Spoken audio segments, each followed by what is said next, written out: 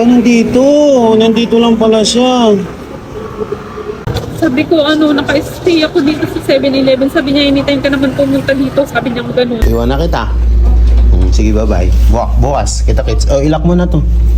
Magandang gabi ha, mga kababayan. So, dito sa 7-Eleven na to, ay mayroon di umano tayong kababayan na natutulog dito 2 linggo na.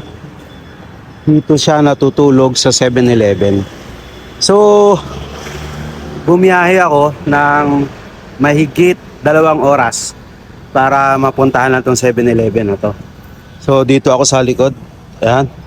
Sa likod ako grahe para silipin muna natin siya kung nandito siya.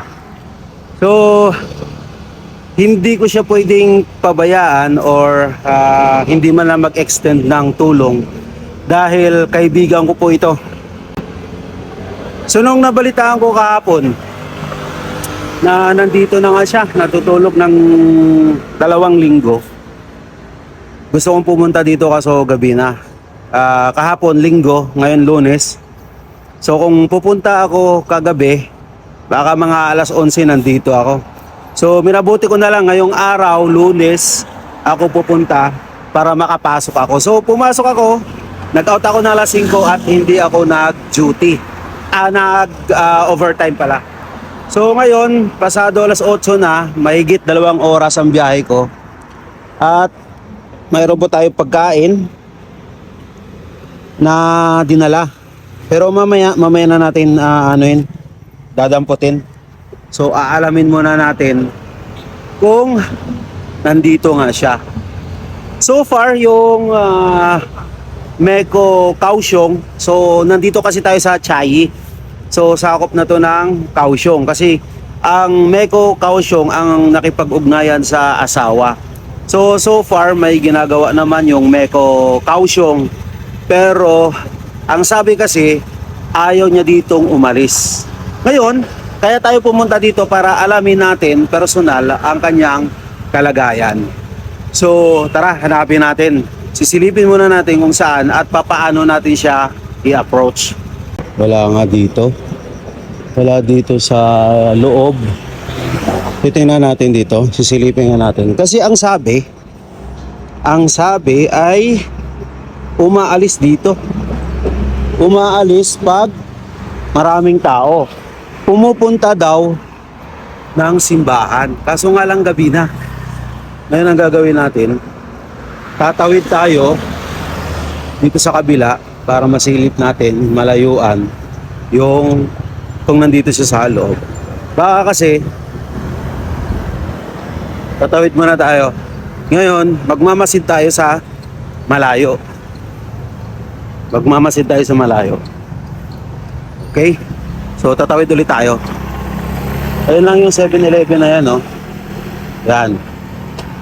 Ang sabi kasi ng Meko Kaohsiung sa kanyang asawa ay, tatawid muna tayo. Ayun! Ito yung simbahan. Ito yung tama. Ito yung simbahan.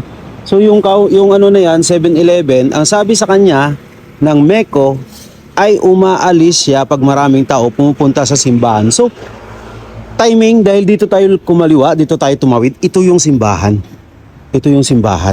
Sana nandito siya sa simbahan kasi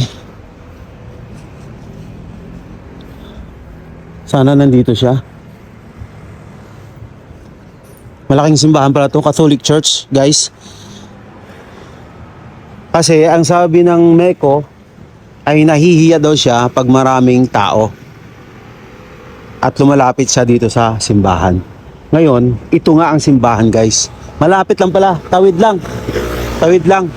Ngayon, hahanapin natin kung saan siya tumatambay dito sa simbahan.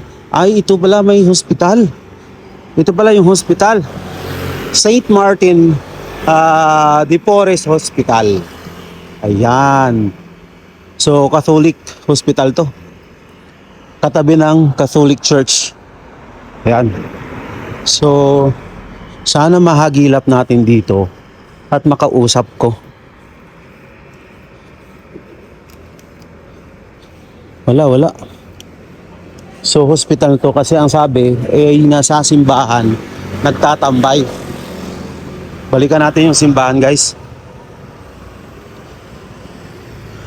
Guys, nag-i-extend naman ng tulong yung Meko Kaohsiung. Ang problema, hindi nga daw siya aalis dito. Ngayon, ang tatanungin natin, aalamin natin kung anong dahilan. Kung bakit siya natutulog dito sa 7-Eleven ng 2 linggo na. 2 linggo na, guys. So, nag-aalala yung asawa. Ngayon, di ko alam kung mag-aantay ako dito kung kailan ko siya makikita. Kasi wala siya dito sa loob ng 7-Eleven. Ngayon, ikutin natin sa kabilang part pa ng 7-Eleven. Titingnan natin. Sana makausap ko siya, guys. So, 2 oras mahigit pa yung biyahe ko. Para marating lang to. Sana hindi masayang yung punta ko dito, ano.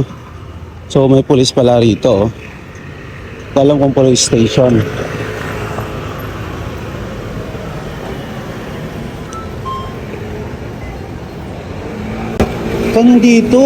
Nandito lang pala siya.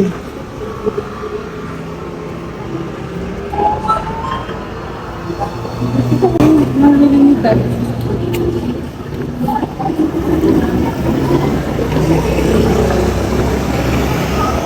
Nandito yung motor ko.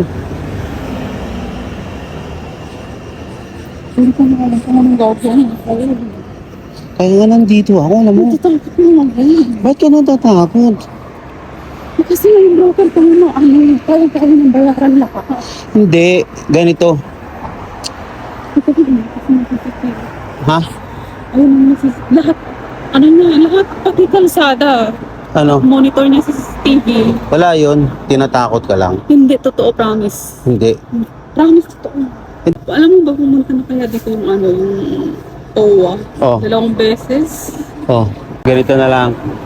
Pumunta ako dito para tulungan ka. Hindi naman ako iba sa'yo, di ba? May dala akong pagkain. Tumawag ka na ba kay Father Joy? Nung may internet pa ako, nag-chat ako sa kanya. Kasi wala na akong internet. Hindi, nung nag-chat ka sa kanya, anong sabi mo? Sabi ko, naka-stay ako dito sa 7-Eleven. Sabi niya, anytime ka naman pumunta dito. Sabi niya gano'n. Pag nandun ka kay Father Joy, hawak ka ni Father Joy. Hawak ka mas safe ka doon kaysa sa rito. Ayaw kong sana pagkatiwalaan mo ako. Gusto ko tang idalhin doon kung sasama ka sa akin. Wala nang tutulong sa'yo kundi tayo lang dito. Ngayon, lalapit tayo sa ugnayan. Sasama ka ba sa akin? Ngayon? Oo. Baka baka bati ikaw maano ka rin. Hindi naman kasi ako gusto lang akong tumulong sa'yo. Nasasayo.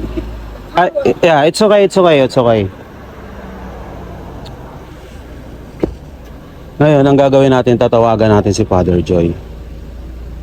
Tatawagan natin kung ano ang dapat natin gawin. Kasi lahat na naman ng advice ni Father Joy, lahat ng gustong hihingi ng tulong sa kanya ay pupunta doon sa kanya. Kaso hindi ko makukuha yung gamit ko pag umalis ako. Walang problema. Huwag na natin kunin yung gamit. Kasi wala ako andun lahat sa agency. Walang problema yun kasi hindi na natin makukuha yun. Ang pinaka-importante na ngayon, safe ka, kita doon, matulungan ka. Aatras muna siguro ng konti. Aatras siguro muna. Lapit ko muna. Oo. Aatras siya. Ang importante, safe ka. Sige, hindi naman siguro po. Problema kasi, nakalimutan kong magdala ng helmet. Pwede tayong bibili ng helmet Mahahanap ako. Pero tatawagan muna natin si Father Joy, ha? Sige, tatawagan muna natin. Wala akong access ng internet daw doon. Paano ako kasama, di ba? Hindi, ang ibig ko sabihin. Ang sinuggest ko, hindi, ayoko doon. Pupunta ako kay doon kay Father Joy. Sabi ko ganun talaga mismo. Ayun, nung pagkasabi kong kay Father Joy, yung si Ma'am Mira, tumawag siya agad kay Father Joy. O ano sa... Pero ano mas pag-usapan? nauna na akong nag-chat kay Father Father Joy. Joy. Kaso Oo. nga lang, nawalan na ako ng internet kaya hindi na ako makapag-ano kay Father Joy. Oo. Tapos nung tumawag yun si Ma'am Mira sa asawa ko, biglang may pinapunta pala doon sa amin na na taga-OWA daw. Sa bahay nyo. Eh di syempre parang kinabahan na ako. Sabi ko, Hindi, nung kukunin ka ng uwa, saan ka nila dadalhin? doon nga, sa Estela ba daw? Estela ba yun? Saan Stella? Sa Kaohsiung. Shelter din. Sabi ko, ayaw ko, hindi talaga ano yung loob ko doon, promise. Total, ilang week ka sa 7-Eleven na 1 tutulog? month na. 1 month na. Oo, March 28 ako umalis doon. March 28 ka umalis sa agency. Oo. March, April. Oo. So 1 month na nga talaga sa Oo, 7-Eleven 1 month ka na nga, nakatira. Sunday kahapon. Oo. Oo, 1 month na. Paano ka natutulog sa 7-Eleven? Sa upuan lang din. Nakayuko ka lang? Oo. Saan ka naliligo? Wala, hindi ako naliligo. Hindi ka naliligo? Lang, naghihilamos. Saan ka ako ng mata. naghihilamos? Sa simbahan. Tapos nagtututbrush doon lang. Buti sumama ka sa akin. Kailangan ko sumama kasi bukas. Oo. Ayaw ko pumunta doon sa Kaohsiung. So bukas pala dapat kukunin ka Oo. Nung ng Meko. Paano mo nasabi na sila? mismo nagsasabi. Hindi, yung asawa mo kasi parang kumuha ng update sa Meko. Ang sabi ng Meko, wala pa silang schedule na pupunta sa'yo. Meko? Oo, Meko. Hindi yun nag-aano ng Meko yung asawa ko. Yun ang sabi na wala pa silang schedule. Pero humihingi sila ng tulong sa government kung papaano kanila matutulungan. Hindi. Hindi. Unang-unang pumunta sa akin, Meko. Ayun nga, Meko. Pero wala pa silang ano doon. Wala pa silang alam doon. Nakausap mo yung asawa mo through Meko, tama? Hindi. Ano, through? Yung kasama ni Owa na babae, si Mira. Ma'am Mira. So, hindi Si Ma'am Mira ang taga Owa. Owa, hindi taga Meko. Si Oh. Ma'am Mira ang pumunta sa asawa ko. Tapos, ay, hindi yata yung asawa ko. Parang Meko muna, Owa muna sa Bulacan. Bulacan.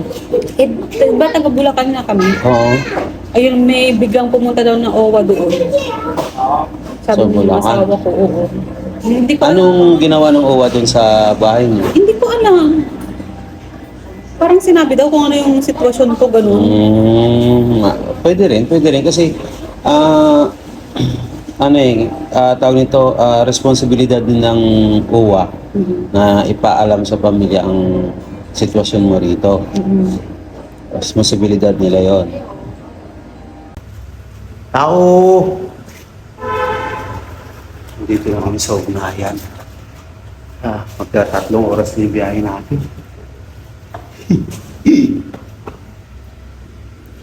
Tao po! Tao! Hindi, binili na ni Father eh. Oh, sa taas. Ito, 3rd floor niya ng simbahan. Tawagan ko na si Father. Iwan na kita. Sige, bye-bye. Bukas, kita-kits. Oh, ilak mo na to. Sige, bye-bye. Sige, thank you. So, sarado yung ugnayan, yung shelter. Ang ginawa ko, hinutel ko na lang. Tapos ako, uuwi na lang ako ng dorm. So, usapan namin bukas ay alas 5, gising na ako. So, mag-alas 2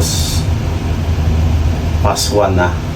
Tapos, dating ko ng dorm mga 2 o'clock. Tapos, gising ako ng 5. Tapos, pupunta ako dito ng 6. Tapos, dadalhin ko siya sa ugnayan. Service yung publiko. Sisi, bye-bye. So, hinutel ko siya. Sirado nga kasi.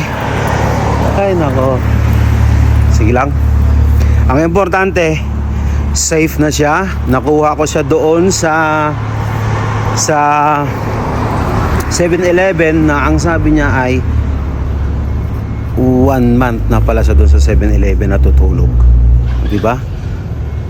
Ay nako, grabe. Kasi sabi niya April 28 na nandun na siya. So ano na tayo ngayon?